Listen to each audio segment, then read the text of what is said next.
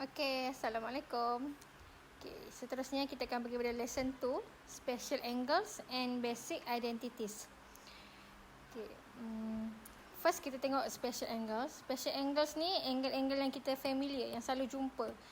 Okay, angle-angle ni dia ada ciri-ciri istimewa lah. Nanti bila dah hujung-hujung tu you akan lagi nampak. Okay, yang awal-awal ni apa yang saya katakan, special angles ni macam kita boleh ingat. Kita boleh ingat nilai trigonometric ratio dia.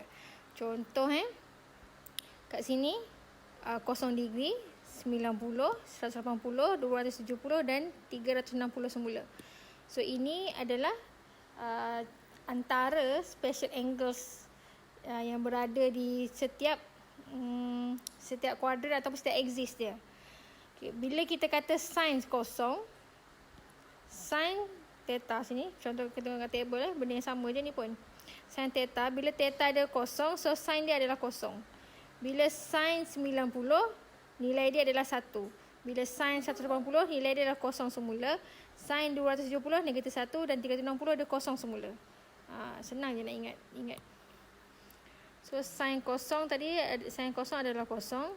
Sin 90 adalah 1. Sin 180 adalah kosong. Dia sama dengan yang kat sini tadi.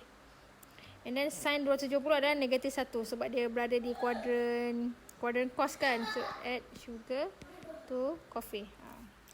So dia positif hanya pada kuadran 1 dan kuadran 2 lah untuk sin.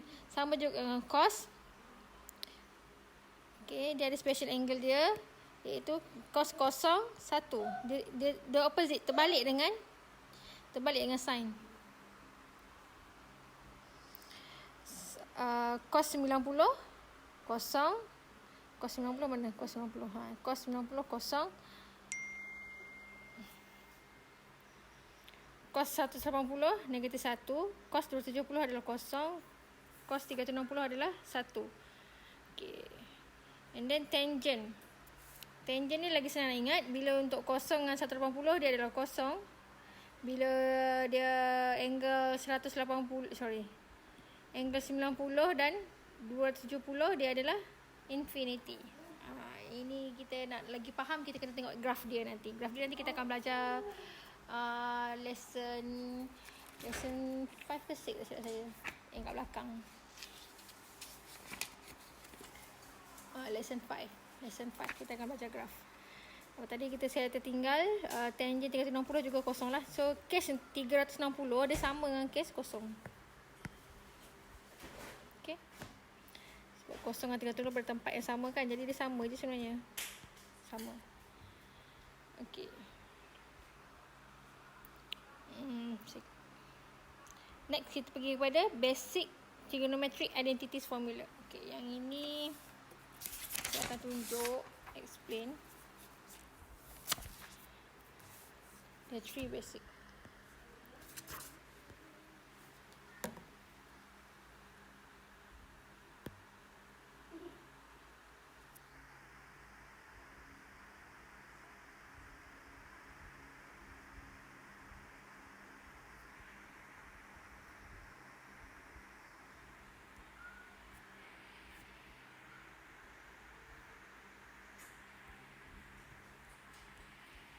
Basic.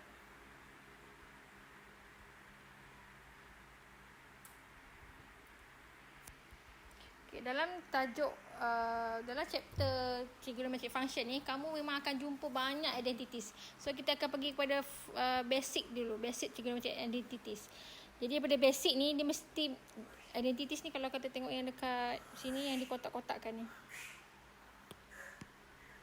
Kotak ni. Okay, yang ini kamu jangan risau. Di kertas SPM depan sekali memang dia akan bagi, jadi tak payah ingat lah, tapi saya nak kamu faham.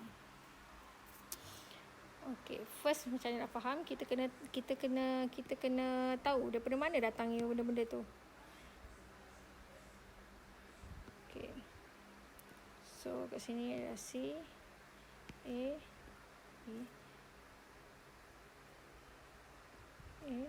B, C.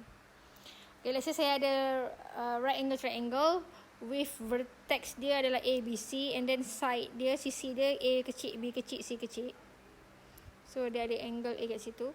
Kalau kita nak cari sin A, so sin adalah opposite per hypotenuse. So opposite untuk A, sin A kat sini adalah A. So A over C. Kalau cos A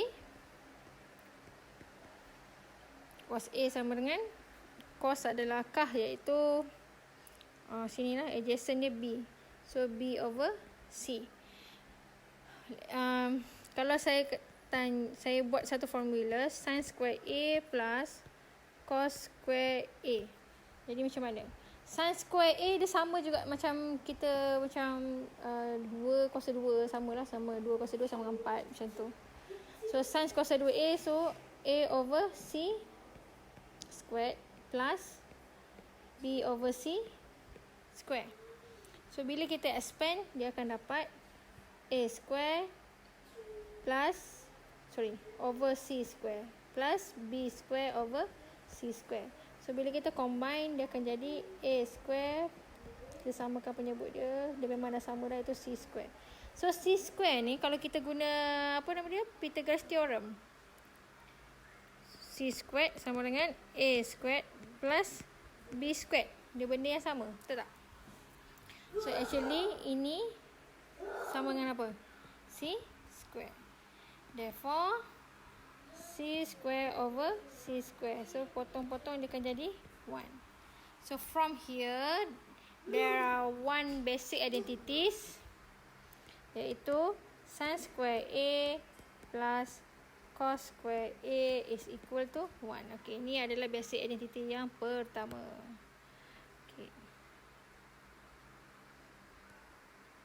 Okay, yang pertama. Okay, seterusnya. Okay, tadi basic identity kita yang pertama adalah sin square A. Ingat tak? Cos square A equal apa? Equal 1. Okay, kalau saya bahagi semua, first kali saya akan bahagi semua dengan, I will divide by cos square A. Sama dengan apa? So this one saya akan bagi cos square A plus cos square A over cos square A. Okay, yang ini akan jadi apa? Sin over cos square A. Tadi kita dah tengok balik lesson 1 kan? Tangent A sama juga sama dengan sin A over cos A ni. Ya, kat lesson 1 tadi. Saya kecilkan sikit. So dia akan jadi apa kat sini? Dia akan jadi apa? Sebab dalam bentuk kuasa 2, so this one jadi tangent kuasa 2 A lah. So ni atas bawah sama, so plus 1. 1 over cos square A. 1 over cos A adalah sama dengan secant A. Oleh kerana dia ada kuasa 2, so sini pun kuasa 2. So secant kuasa 2A. So kat sini kita jumpa lagi satu identity. Alamak.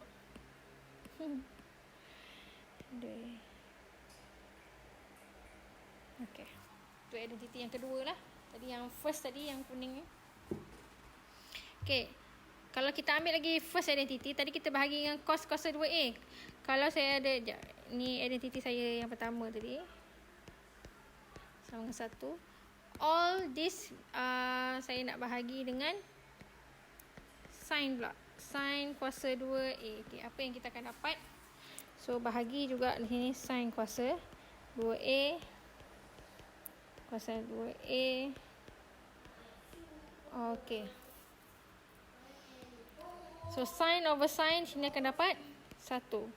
So 1 plus cos square A over sin square A. Okay. Tadi yang ini, tengok yang ni. Tangent A sama dengan sin A cos A. Kalau tadi, and then dia terbalik kan? Dia cos kan? Betul tak? Terbalik. Kalau terbalik, apa yang jadi? So ini actually over 1 kan? Alamak besarnya. Over 1. So sama dengan, kalau saya nak terbalik, cos A over sin A. Sini akan jadi 1 over tangent A. 1 over tangent samaan dengan apa? Apa? Cot. Okay, siapa yang jawab tu betul lah. Kalau jawab betul cot A sama dengan cos A over sin A. Okay. So, here dia akan jadi cot kuasa 2A. So, 1 over sin adalah samaan cosec. So, cosec square 8. So, kita dah jumpa identiti kita yang ketiga. 1 plus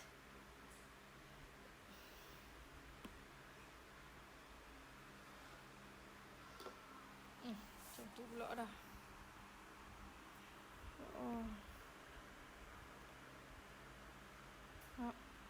Saya pun tak pasti macam nak buat dia jadi rectangle betul. Tak apa, kita jangan putus asa. Buat lagi. Oh, tak jadi lagi. Okay, tak apalah. Boleh lah kan? Okay, jadi maknanya ini identiti yang kita yang ketiga. Ni tadi yang kedua. Ni tadi yang basic sekali adalah yang pertama. Okay. Jadi so far okay tak? So, boleh tak kita tulis balik 3 basic identity.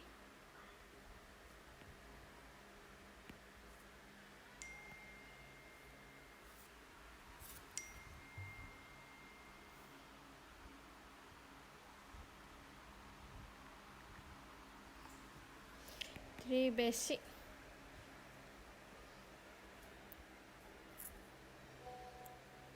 basic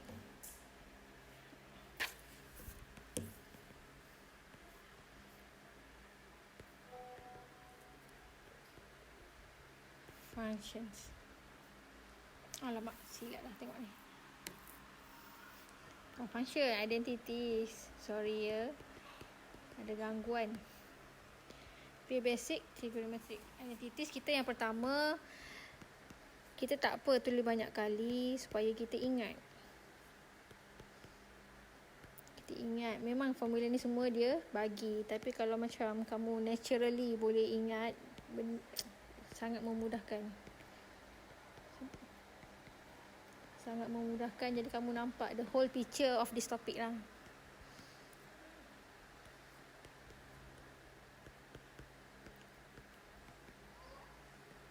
Okay, cosec square A. Betul tak tadi cosec? Betul kan? Okay. Okay, ni kita ingat Okay, kita pergi pada example. Okay. Example. Okay, examples. Number 1.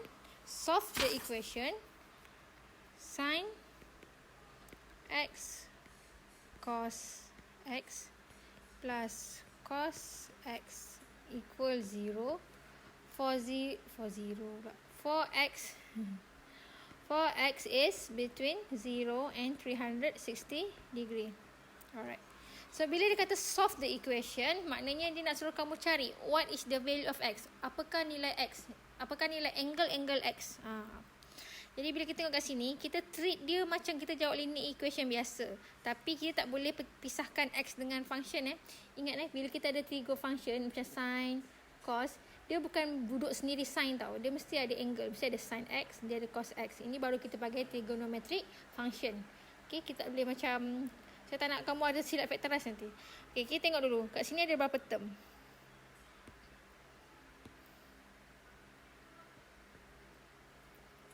First term and then second term. Macam kita jawab trigo biasa. Jadi, what is the common between these two term? Common function ke, common variables ke, macam tu lah. Tapi yang sini kita nampak semua trigo function. Jadi, kita tengok common trigonometric function. Apa yang common? Apa? Cos x. Jadi, kita boleh keluarkan cos x kat luar. So, sini cos x. So, yang kat dalam tinggal sin x plus 1 equal to 0. So, bila kita dah dapat dua macam ni, jadi kita kena separatekan equation dia. So, cos x equal 0.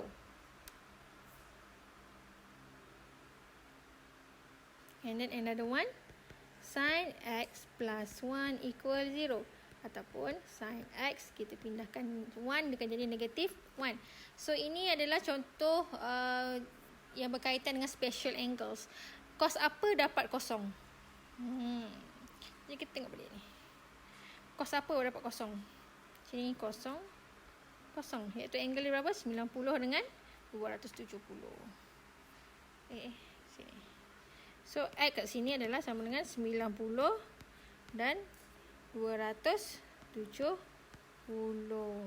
Tengok yang sin X negatif 1. Sin X negatif 1. Sini. Kau tak nampak saya buat warna pink. Sini. 100 pun 270. So, kat sini pun X sama dengan 270. So, your conclusion. So, X sama dengan 90 and 270. Macam tu je lah. Dah siap. Okay, ni example 1. Example 2.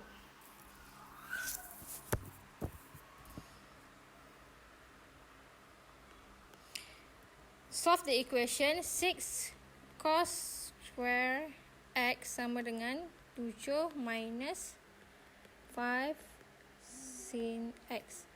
For X is between 0 and 360. Okay. Bila dapat equation macam ni, target kita first, kita nak figure function dia mesti function yang sama. So kalau kita tengok kat sini, kita ada satu cos square, satu lagi sin. Jadi target kita mesti nak samakan. So kita nak jadi sama ada equation ni semua ada cos sahaja ataupun ada sin sahaja.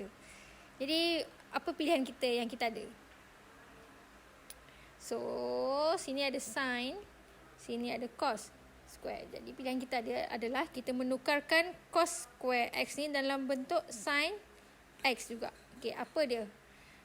Jadi kita guna balik kita punya basic trigonometric identities yang pertama, di mana dia ada cos ni, kita boleh convert kepada sin, iaitu cos square A is equal 1 minus sin square A. Nampak tak? Saya pindahkan ke sana. So saya dapat cos square A ni dalam sebagai perkara rumus dia, sebagai subjek dia. So saya gantikan kat sini.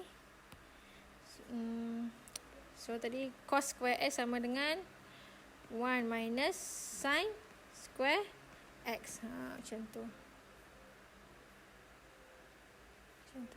Sama dengan 7 minus 5 sin X. So kita expand, kita simplify. 6 minus 6 sin square X minus 7 plus 5 sin X equal to 0. Okay, next bila kita dah jadikan semua function dia sama, kita kena samakan dengan kosong. Jadikan dia kosong. Kosong di sebelah kanan. So yang sebelah kiri ni dia akan jadi apa? Negatif sin cos 2x plus 5 sin X. 6 tolak 7 negatif 1. So negatif 1 equal to 0. So kita kurangkan negatif. So semua ni saya darab dengan negatif 1. So dia akan jadi apa? 6 sin square X minus 5 sin X plus 1 equal to 0. Okay, bila sampai sini, apa yang kita boleh buat? Kita boleh treat function trigo sin ni sebagai macam variable. Boleh jadikan macam ni. Kita boleh treat macam ni. Tolak 5x tambah 1. Jadi bila kamu imagine ni, kamu dapat imagine bentukkan dalam bentuk quadratic form, kamu boleh buat apa? Factorize lah. Okay, boleh factorize. Dia jadi 2x tolak 1, 3x tolak 1. Okay, so from here you can rewrite, tulis balik tapi dalam bentuk trigo function. Dia akan jadi 2x kita tadi adalah sebenarnya adalah sin kan. So 2 sin x minus 1 and then 3 sin x minus 1 equal 0. Faham tak?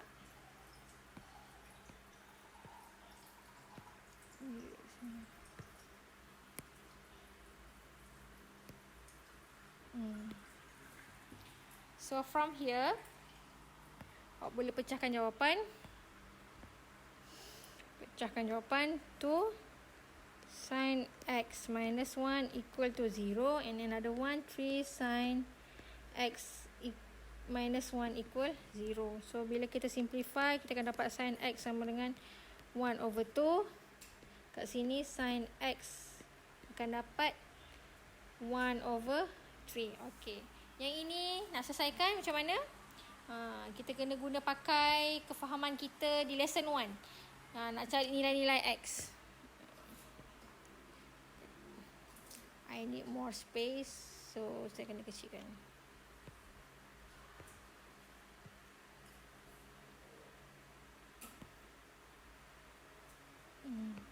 Okay, kita tengok keadaan yang pertama.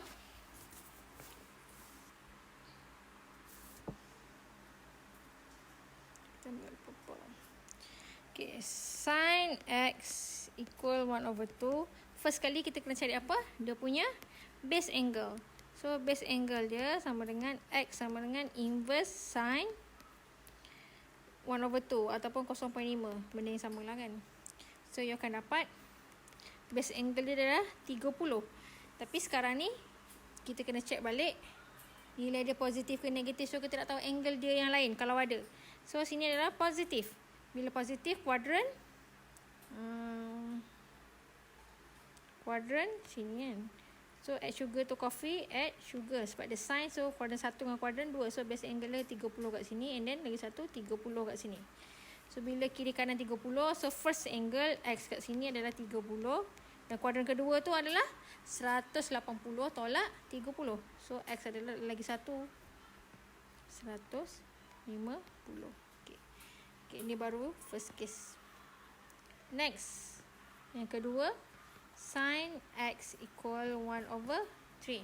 So 1 over 3, kita sama juga, kita kena cari base angle. So x sama dengan inverse of sin 1 over 3. So sama dengan 19 degree 28 minute. Okay, same case.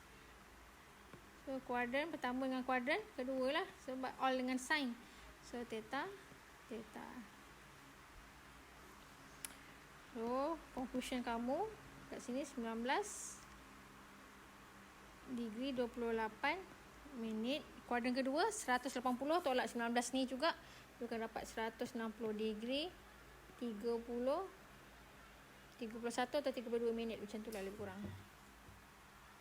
So jawapan kamu adalah yang ini, yang pink color. So ini adalah jawapan. Okay.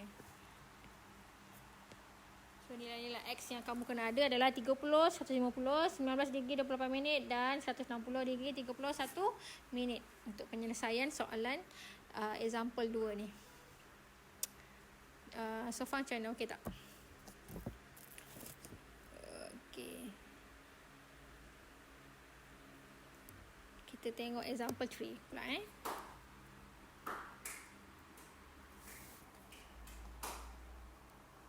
Okay, example 3 soalan dia. Solve the equation for tangent square x minus 2 secant square x sama dengan 3, 1 tolak tangent x. Okay, so macam saya cakap tadi, kalau kita dapat soalan macam ni, kita kena samakan semua trigo function dia. Sekarang ni kat dalam ni ada tangent dengan secant. Okay, tangent, secant, ada tangent lagi. Jadi kita nak samakan apa? Kita tukar pada semua pada tangent lah. So secant ni kita kena tukar dalam bentuk tangent. Jadi kita guna basic identity yang mana? Secant and tangent. Jadi nak tengok yang mana? Oh ni, secant sama dengan tangent square A plus 1. So yang ini akan jadi, kita copy balik yang ni. So secant ni kita masukkan 1 tangent square x plus 1. Yang ni kamu boleh expand terus. 3 minus 3 tangent x. So yang sini akan dapat, kita expand, kita permudahkan, minus 2 tangent square x minus 2 minus 3 plus 3 tangent x equal to 0. Bila dah samakan semua penyebut, kita mesti samakan dengan kosong supaya mudah kamu untuk factorize. Kita tolakkan dulu. 4 tangent square tolak 2 tangent square, so dapat 2 tangent square x minus 3 tangent x and then minus 5 equal to 0. Ni plus. So bila dapat macam ni, kita treat dia macam kita buat quadratic function. So macam 2x kuasa 2 tambah 3x tolak 5 sama dengan kosong. Kita factorizekan dia macam biasa. So 2x tambah 5 tangent x tolak 1 sama dengan kosong. You boleh check guna calculator dululah. Tapi kamu ingat kena tunjukkan dalam bentuk factorization trigo dia. Kena ada bracket. So 2 tangent x plus 5 and then tangent x minus 1 equal to 0. Okay, once again kita dapat dua case. So case yang pertama, 2 tangent x plus 5 equal to 0. Therefore tangent x equal negative 5 over 2. Next one yang sini, tangent x sama dengan 1.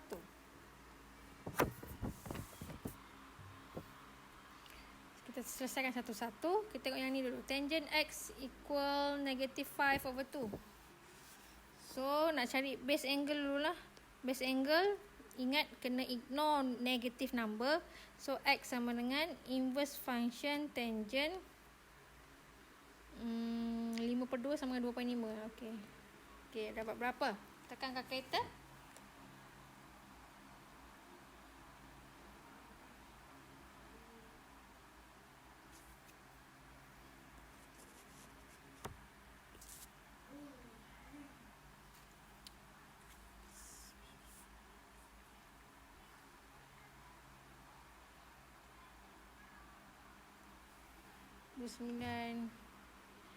Saya sebenarnya tak ada calculator sekarang. Betul ke ni?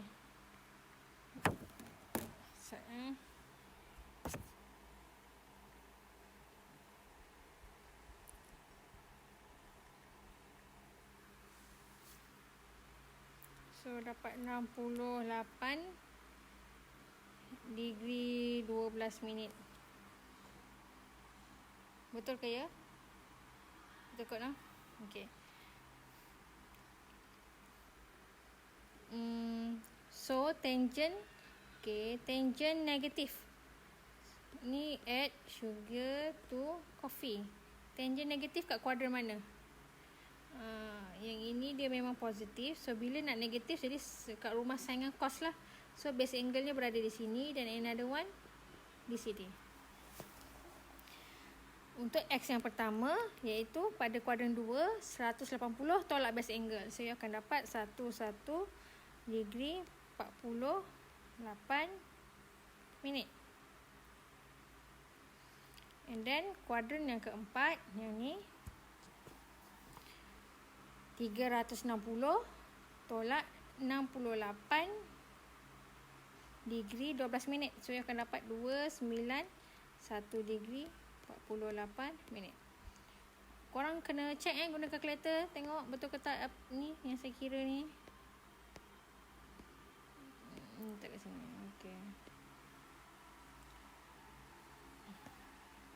Okay, itu untuk yang first part. Second part, tangent x equal to 1. So tangent x equal to 1, so sama juga cari base angle dia. So X sama dengan inverse tangent 1. So X sama dengan dapat 45 degree. So bila kita draw kuadran, sebab dia positif, so add sugar to coffee. Maknanya kuadran 1 theta kat sini, and then another one kat sini. Kuadran 3. Okay, ni rumah tangent. So, jadinya kamu punya X adalah 45 pada kuadran 1, kuadran 3 180 tambah 45 sebab dia berada di sini. So dapat 225. So you punya conclusion yang inilah. This one. So jawapan kamu X adalah bersamaan sekian 4 angle ni. 111 degree 48 minit, 291 degree 48 minit, 45 degree dan juga 225. Okey, jadi saya tunjuk sampai example 3 saja. Saya nak kamu cuba exercise tu semuanya. Kalau ada apa-apa perlu kita bincang, okey? Alright, thank you untuk lesson tu.